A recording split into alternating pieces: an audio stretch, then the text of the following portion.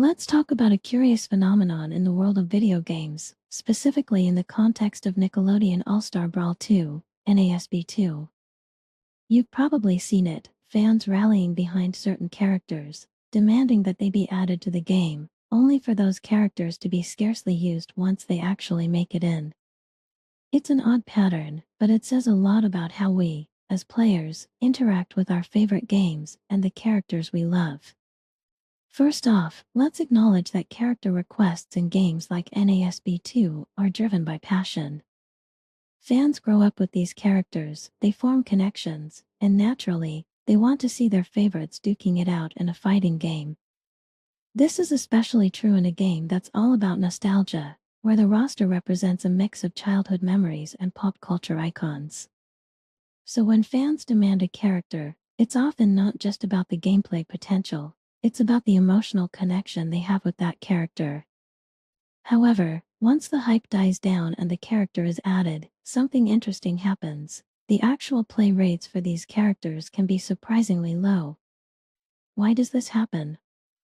There are several psychological factors at play here. One major reason is that the act of requesting a character is often more satisfying than actually playing them. When you campaign for a character, you're participating in a communal experience. There's a sense of accomplishment and validation when a character you advocated for makes it into the game. This process is a form of emotional investment, but it's tied more to the anticipation and the thrill of getting what you want, rather than the long-term enjoyment of actually using that character. Once the character is in the game, though, the reality sets in.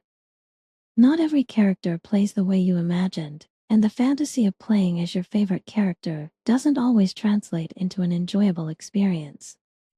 Fighting games, in particular, are complex, and mastering a character takes time and effort. If the character's playstyle doesn't click with you immediately, the initial excitement can quickly fade, and you might find yourself gravitating back to the characters you're more familiar with. Another factor is the grass is greener mentality. When a character isn't in the game, they seem like the perfect missing piece. You imagine all the ways they could be awesome, and they become this idealized version of what you think you want. But once they're added, they're just another part of the roster. The novelty wears off, and suddenly, the character that seemed so essential feels like just another option among many.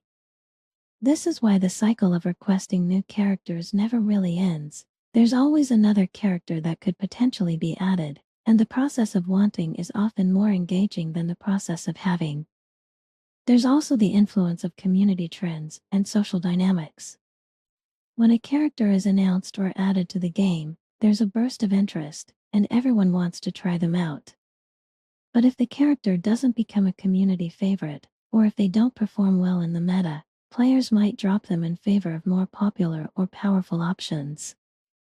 This is especially true in competitive games, where players are constantly seeking the best tools to win. If a character doesn't offer a competitive edge or if they require a higher skill ceiling to be effective, they might be abandoned, despite the initial demand for their inclusion. Lastly, there's the nostalgia factor. The characters fans clamor for are often those they have strong nostalgic ties to. But nostalgia is a double-edged sword. The joy of seeing a beloved character in a modern game can be immense, but that doesn't always translate into long-term engagement.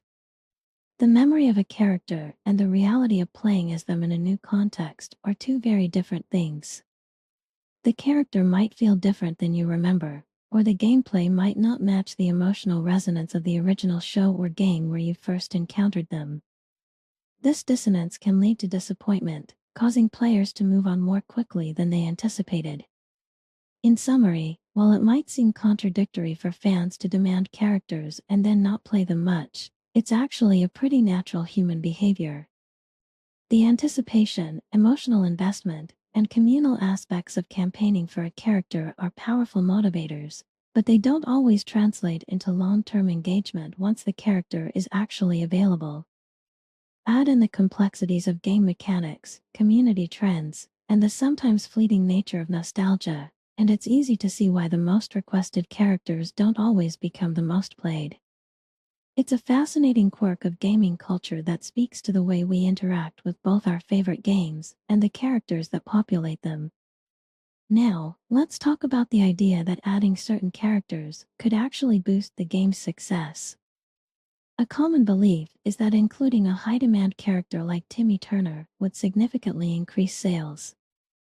But if we look at the case of Jimmy Neutron in NASB 2, it becomes clear that this isn't always true. Jimmy Neutron is a beloved character with a large fanbase, yet his inclusion didn't magically solve the game's issues or lead to a significant boost in sales. The truth is, no single character can carry a game on its own, especially if that game is already struggling with deeper issues. In Timmy Turner's case, getting him into the game is a challenge in itself.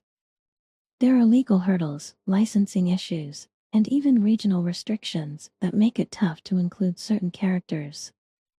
Even if Timmy were added, it's unlikely that his presence alone would have a significant impact on the game's success, especially if the underlying problems, like bugs or poor communication from the developers, remain unaddressed.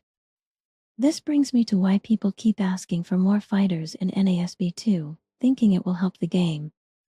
There's a belief that adding more characters will keep the game fresh and exciting, but in reality, it's more of a temporary fix.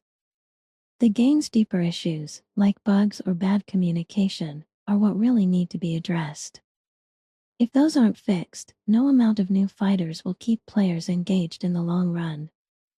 And then there are the fans who say, if X character gets added, I'll buy the game. But we've all seen what happens next. The character gets added, and those same people are nowhere to be found.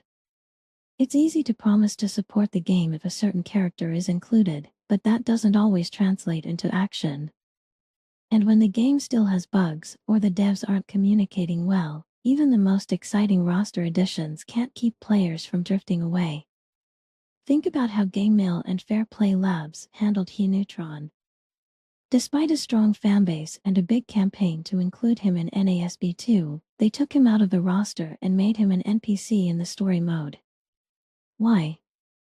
It could be a strategic decision to sell him later as DLC, or maybe they thought he wasn't as relevant to today's players.